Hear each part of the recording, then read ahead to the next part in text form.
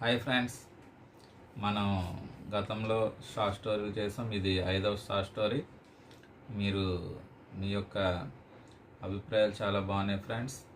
మీ యొక్క ప్రోత్సాహం బాగుంది ఫ్రెండ్స్. చాలామంది లైక్స్ ఇచ్చారు, అలాగే కొంతమంది సబ్స్క్రైబ్ కూడా చేశారు ఫ్రెండ్స్. ఇంకా మీ ఫ్రెండ్స్కి కూడా షేర్ చేయండి, అలాగే సబ్స్క్రైబ్ మాత్రం చేయించండి ఫ్రెండ్స్. Thank you. ఈరోజు మనం షార్ట్ స్టోరీ 5 చెప్పుకుందాం. ఒకసారి నేను వైజాగ్ వెళ్ళాను అనమాట.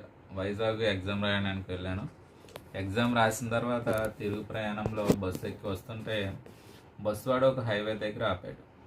హైవే దగ్గర ఆపిన తర్వాత హోటల్ దగ్గర ఆపాడు అనమాట. చాలామంది మీల్స్కి దిగుతారు కదా, మీల్స్ దగ్గర ఆపాడు. మీల్స్ హోటల్కి వెళ్ళాం. మీల్స్ హోటల్కి వెళ్ళినప్పుడు ఆడ కూర్చున్నాను అనమాట. కూర్చొని టిఫిన్ చేస్తూ ఉన్నాను. ఒక ఎదురుకుండా ఒక 2 టేబుల్స్ ఎదురుకుండా ఒక మహిళ, చాలా వయసు ఉంటుంది ఆవిడకి, ఇంచుమించు జుట్టు అంతా తలబడిపోయింది. ఒళ్ళంతా సిమెంట్ ఫ్రెండ్స్, ఒళ్ళంతా సిమెంట్గా ఉంది. భుజాన ఒక టవల్ వేసుకుని ఉంది. అన్నం తింటుందన్నమాట. ఆ దృశ్యం చూడగానే నా యొక్క చాలా బాధపడ్డాను నేను. ఈ వయసులో ఈవిడి ఇలా ఉందేంటి, హోటల్లో భోజనం చేస్తుందేంటి అనుకున్నాను.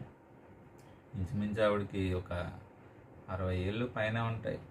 ఆ వయసులో పని చేస్తుందంటే ఇంట్లో పరిస్థితులు బాగోక పని చేస్తుంది అనుకున్నాను. అప్పుడు అనిపించింది ఫ్రెండ్స్ నాకు, ఆవిడ చిన్నప్పుడు కష్టపడి చదువుకుంటే, లేదా వాళ్ళ తల్లిదండ్రులు ఆమెను బాగా చదివించినట్లయితే ఈ వయసులో ఆవిడ హ్యాపీగా ఉందని కదా. ఏదో వయసులో ఉన్నప్పుడు చిన్న ఉద్యోగం చేసుకుందును, అలాగే ఏదైనా చిన్న హౌస్ కట్టుకొని కొంత ఆర్థికంగా భరోసాగా ఉందను, లేదా వాళ్ళ పిల్లలు మంచి పొజిషన్లో ఉన్నా సరే ఆమెను బాగా చూసుకుందును. ఆవిడ ఆర్థిక పరిస్థితి కొంత మెరుగ్గా ఉందను. ఆవిడని చూస్తే చాలా బాధేసింది. తర్వాత బస్సు బయలుదేరింది ఫ్రెండ్స్. నేను ఇంకా బస్సులో ఎక్కేసి మా ఊరు వచ్చేసాను. Thank you.